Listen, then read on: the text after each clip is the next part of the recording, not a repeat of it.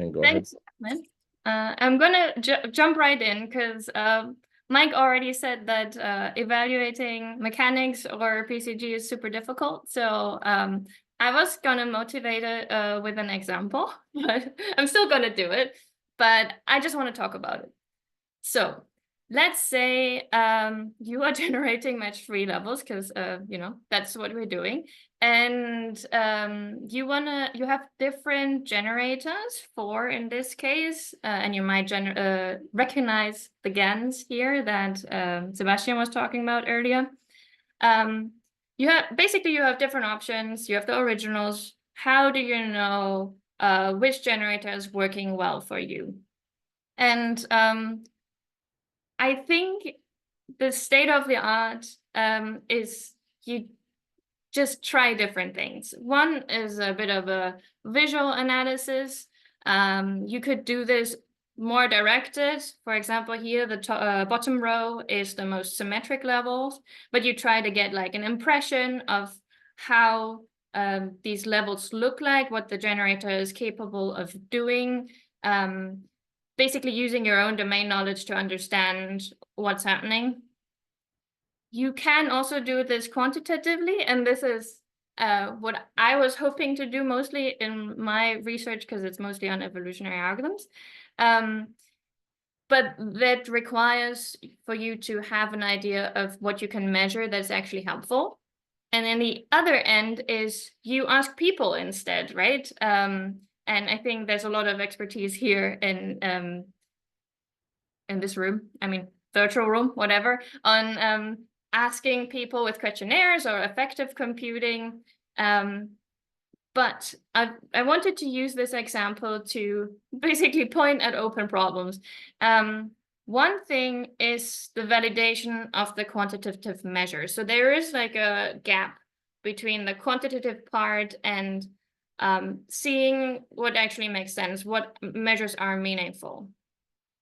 There is another question of how do these approaches, like we've seen the GANs in several settings now, how do they generalize? Do they just work for tile-based game? Or like what do you need for a game to be sure that your approach is going to work, or like what will make it work less well? And then also in terms of practicality, Mike already mentioned several times that the constraints might be a bit different in the real world when you're working with industry. So how does this evaluation tie back to the constraints that might be introduced when you work with real projects and real money and all of that stuff? And obviously, that's a lot of big problems. I'm not going to talk about all of them. In fact, I'm going to completely skip the first one. I just wanted to mention that there is a task force that is looking into this, but I think it's still very open, so I didn't want to talk about it. Instead, I wanted to talk about the like bit outside the box kind of things where my background might differ from a lot of other things. So I wanted to explain my perspective on and why I keep harping on about benchmarks, basically. So one thing is I wanted to talk about benchmarking as a research tool and how the standards that we've introduced in evolutionary computation, which is where my background is, might be transferred to stuff that we do for evaluating PCG research. And then based on my experience with Match 3 generation for industry at Model, I wanted to talk about like the lessons learned from that for PCG. So skipping the automatic gameplay evaluation, although that's super important, but let's get back to that later. Oh, and I also have to say, this is my opinion, right? This is like very niche perspectives. So if you have a different experience or opinion, I would love to talk about it. But yeah, let's talk about the benchmarking. And I have to start with a disclaimer, obviously. So I think benchmarking is an overloaded term. And in the C community specifically, we have a very specific idea of what it is. And it's not milestone challenges. It's not like the big StarCraft or Dota, where it's like a single setting and you try to optimize it, because that doesn't help you understand the algorithm as much. It might tell you that you're capable of doing X, but it doesn't help you understand how it happened, and if you modify it, if it's still gonna work, right? Like the whole thing about like new patches, suddenly it's not gonna work anymore. So that's not what I'm talking about. I'm also not talking about competitions. There are more settings and you can start using those for understanding, but usually a lot of the evaluation settings, which is like single evaluation, like you can only use this much time. And this is also understanding under like a lot of different constraints. So that's also not what I'm talking about. I'm talking more of a like quality diversity thing, like wanting to look at different settings and how does your algorithm behave with that.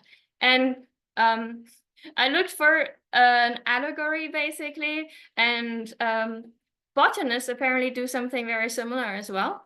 So they want to understand how plants, which are our algorithms, react in different conditions. So in this case, you have different light settings and they just see what's happening and observe.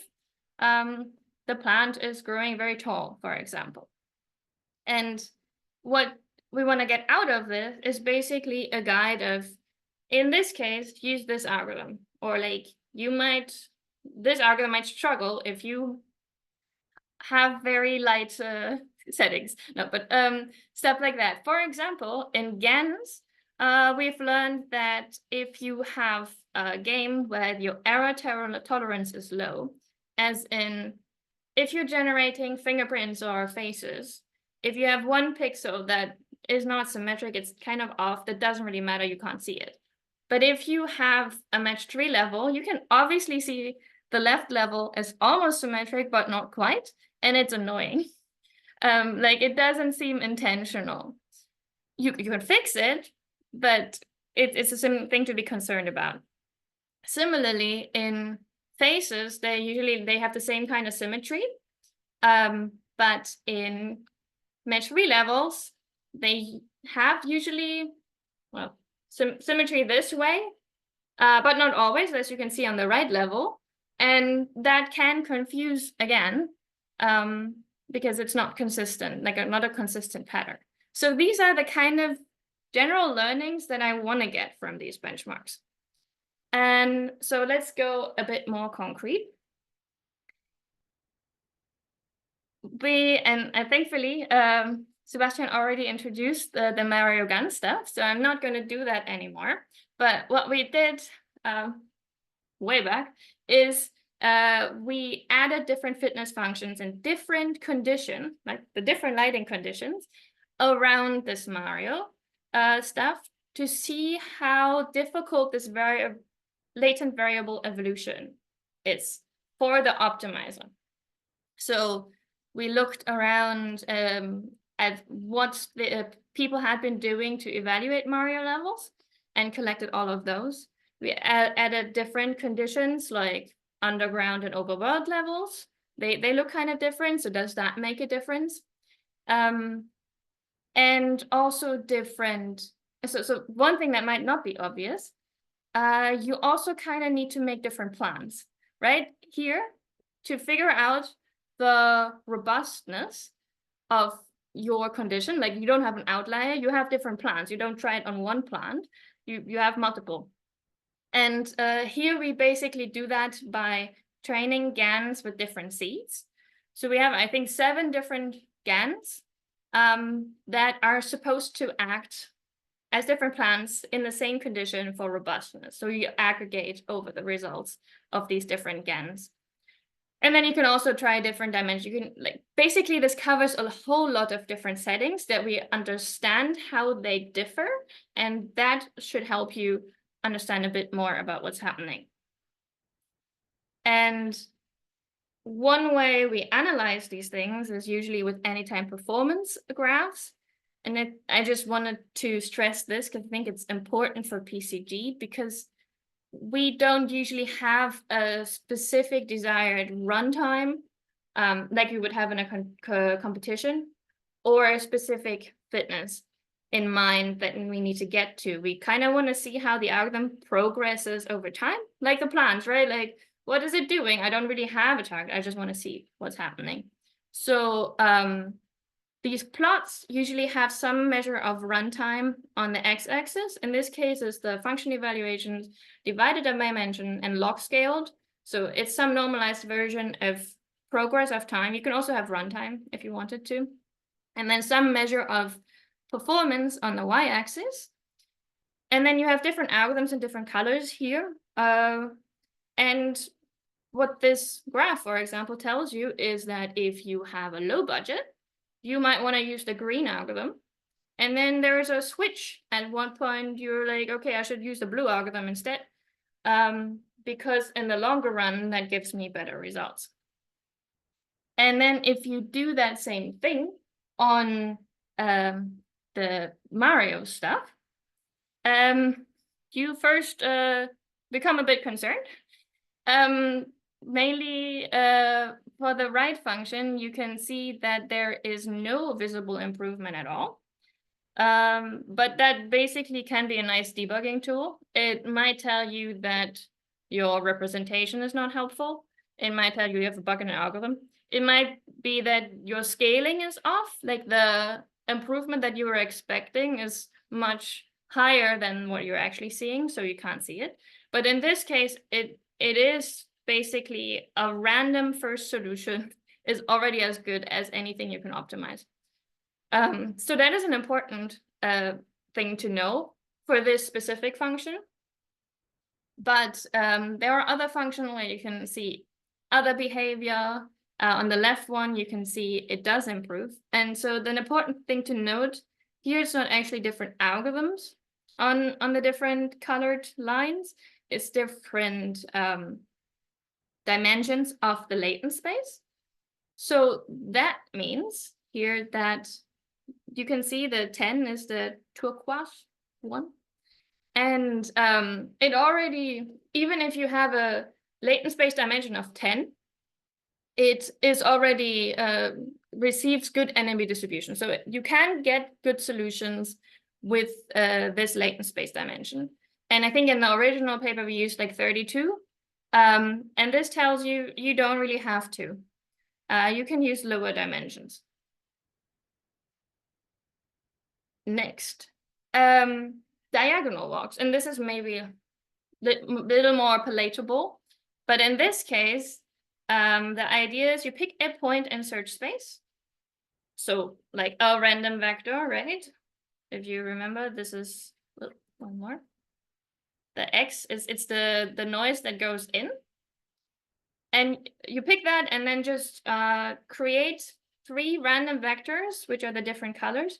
And you walk through the search space from one end to the other and record the fitness. And this is what is plotted here. And it's the exact same walks for all of these pictures. It's just that the rows vary the fitness function and the columns vary the instances. So the different plans are the rows and the different lighting conditions are the different plans are the column, different lighting conditions are the rows. And one thing like that is very nice to see is that the rows are pretty consistent, right? So the plans are acting as they were supposed to. They are creating robustness. What is also very obvious is that the bottom rows look very different than the top rows. And so the bottom rows are simulation-based measures. We had different agents. In the third row, it's A star. And then the last one, it's the scared agent, which was intended to play like me, like you kind of jump as soon as you hit something, you have an obstacle. And that is very jumpy, right? This function. And that makes it very difficult to optimize. So that's a potential issue. But basically what you can see, even if you have the same representation, how this function looks like for an optimizer is extremely different. And this is a bit unfortunate because originally we wanted to use this representation as a way to define a nice search space. But it's actually not super surprising that it looks like this, because even if you add a single enemy, that's a small change in the level visually and also in the search space, but it could potentially mean that the level is suddenly not playable anymore, or you add a different, stack another pipe on top, suddenly not playable anymore. So that's why you get these jumps, because suddenly it's way more difficult, and you get bigger jumps in the scared agent because it's just worse. The A* sometimes can solve it and sometimes not. So yeah, difficult to optimize. And you can also see, I'm not sure if you can see my cursor, but the first, third, and fourth row are the exact same levels. They're all overworld levels. And for some points, the fitness functions disagree fundamentally if that is a good level or not. So it's not very consistent. Lastly, on this benchmarking trip, I wanted to talk about ELA, which is a relatively common way of, in evolutionary computation, to try to express how these fitness landscapes look like. So this jumpiness that we can see here, we want to be able to express that quantitatively. And there's 100+ features that people have developed, and they look differently. So some are how well does a quadratic model fit? Others are you take your nearest neighbors and average that, and all of these things, but they're intended to capture something like the ruggedness, or the jumpiness, or the plateaus, how long you have to deal with non-changing fitness until it changes again. So basically, you want to be able to measure the lighting conditions for the plant. And you can do that. So we did that for all of these different problems that we had created, and also for some baseline problems. You get all of the features. You can do dimensionality reduction, and then you get this nice Disney plot on the right. And the idea of this is try to see how atypical are these Mario optimization problems. And you can see they're separated from all of the other baseline problems that were supposed to be similar. They're usually grouped around is it simulation-based or not simulation-based? But none of these really are similar to our standard baselines. So that kind of means that the problems are atypical. And so maybe that also calls for atypical solutions. And so to conclude this section of the benchmarking stuff, my summary would be, you can see quite a lot of issues with anytime performance plots, such as if you use the representation that's too, a dimension that is too high for the latent vector space, it creates plateaus. You don't want to do that. You can see that with these plots. The fitness functions fundamentally disagree sometimes on what is a good level. So we can't really trust them. Maybe we should go for more diversity. And I see there's a lot of talks about this as well later. So I'm excited for that. And there are non-typical problem landscapes. So how can we solve that? There needs to be some innovation there. And then I think I have 10 minutes left. So I'm going to quickly switch to the industry stuff.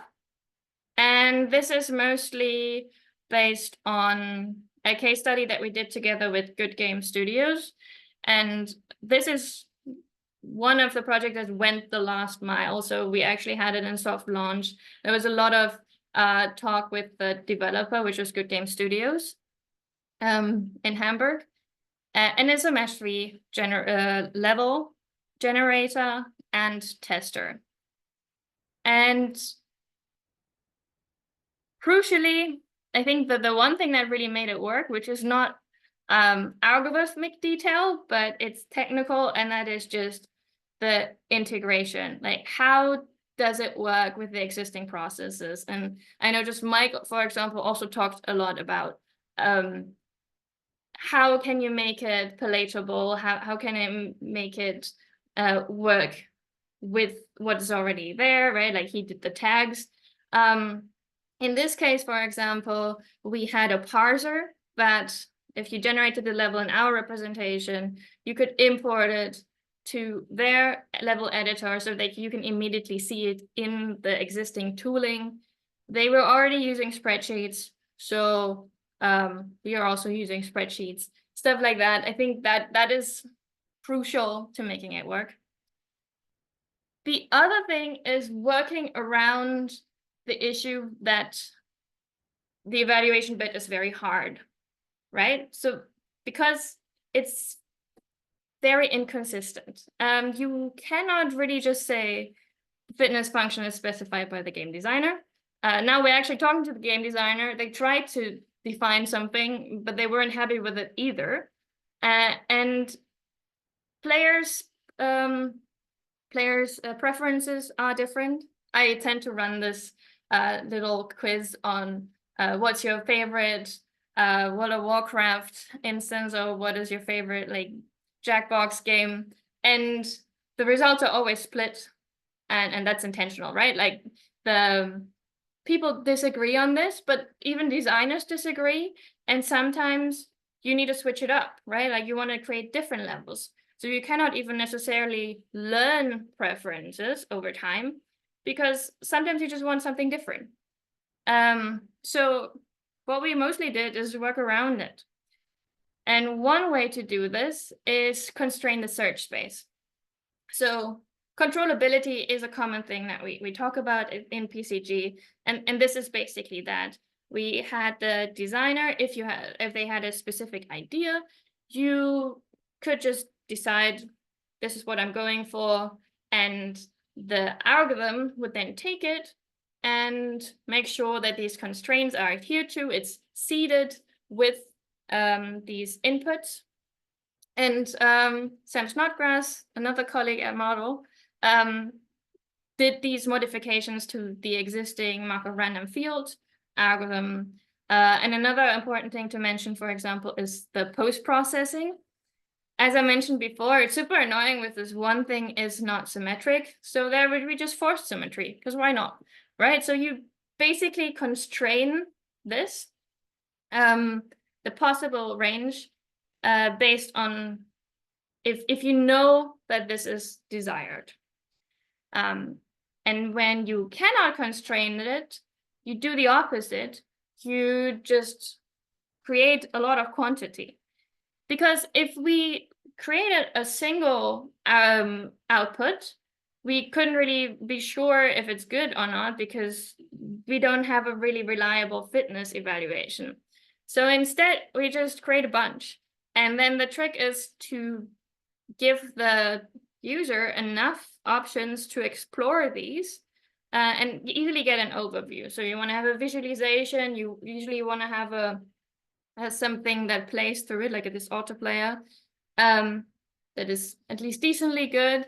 You want to add some measures, playability, all of these kind of things, so that that the user can decide what is actually useful in this case. And to summarize this section, workflow integration, super important. I think that's obvious, but not often. The last mile is really annoying, but should be done. You can constrain the search space, explicitly encode assumption in your approach, make it controllable, and then also go the other way. You make a batch and allow for an exploration and not necessarily an evaluation of this space. So to summarize this whole thing, I didn't talk about the quantitative measures a lot. I think there's a lot of future work needed. I'm excited for that. But the whole thing about the generalizability, I think the main point that I want to stress is that you cannot independently validate your representation, your algorithm, your game, and the fitness function. They are super intertwined, and depending on what you choose, the difficulty of optimizing that space is very different. So, yeah, that there needs more, in my opinion, there should be a systematic analysis of all of these things, which is super annoying because it's super expensive. But yeah, we need to find a way to do that. And then in terms of practicality, I think we just need to work with, rather than around, the lack of a reliable fitness function. This could be quality diversity. This could be the interactive approaches, if it can be done cheaply. This can also be multi-objective, right? There you already have a Pareto front, which offers more of a batch, right? Different things to choose from. And maybe it's not as important to have this one reliable fitness function. But yeah, with that, I want to conclude my talk. Thank you. Okay, so we have a question first thing. So it's so the question says, it's always interesting to discuss about research related to game design because many aspects are intangible and hard to be mapped into a quantifiable problem. If we see it from the designer's perspective, some may argue that is infeasible, if not hard to do, because the design process involves imagination, creativity, although we might gradually address that in time using methods like DL or LLM that knows a meta pattern behind an aesthetic thing object. What is your view on this? Yeah, I mean, I agree. I think we will never be able to fully quantify what we want, and maybe we shouldn't, and it's going to change anyway. So that's why I was kind of going for this quantity thing, and there, I think, to work as creativity support, these things need to be interactive. I also want to stress that this thing with the level generation is not as creative as the thing that Mike was talking about, because it's like more restricted, right? It wasn't doing mechanics. It was just, they had to produce a lot of levels in a relatively constrained space. So it's more like a speed up kind of thing. So I think it worked rather well because it wasn't as creative. But I think I want to agree with Mike there in general, though, that is, it might be a way of systematically representing things, and that might help a human as a springboard, but it's never going to replace anything. Yeah. Okay, so the continuation for the question is, how do you get inspired to represent design problems which are more aesthetic in a way that allow us to benchmark them? And is there any personal reason to decide in exploring EA instead of other methods? Yes. So I tried to stop share. Maybe I crashed, but we'll see. So yes, visual things. We have recently run a study on perceived similarity of levels, and try to find measures that correlate with this, what you just thought. I think that is doable. And like, I think you always need to pick the right settings, right? Instead of claiming you want to like measure how good a level is or how creative it is or how visually pleasing it is, you don't do that. You instead, wait, am I still here? We can hear you. Your video is just frozen. Okay. So. And I just don't talk in the void. That's good. So find something that is expressible, measure that. I think that is doable, and you just have to be very explicit that that's what you're doing and not anything. And now, no.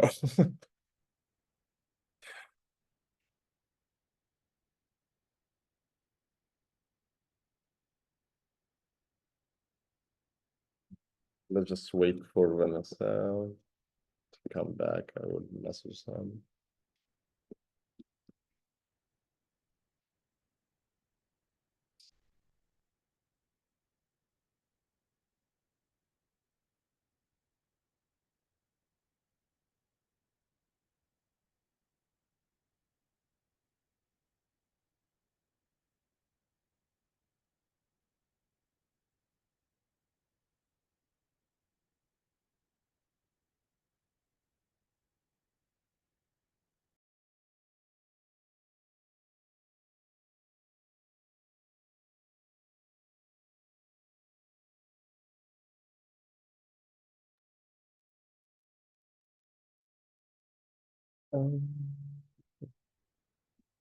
Sorry about that. I just messaged Vanessa again to see what's happening, but if they will, let's give it just a minute for them to rejoin.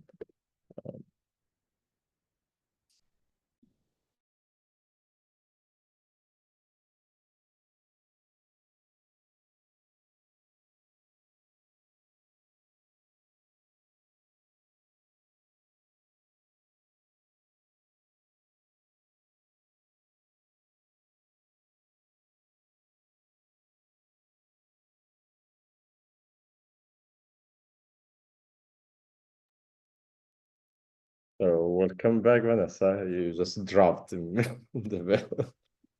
Sorry about that. That's fine. Yeah, so just like to like the last part, because people didn't hear, like which is like there is a personal reason to decide in exploring EA instead of other methods.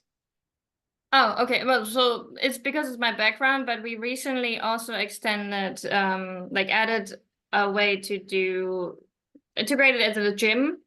So that also opens up a lot of reinforcement learning approaches.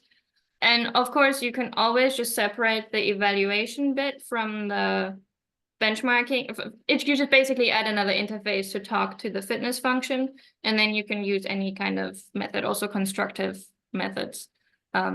The reason this was originally EA thing, because as we presented it for EAs, because they also don't have, because these are so different functions, and so we wanted people in EC research to look at these. So that's why they're like very honed in on, you can use your existing evolutionary algorithm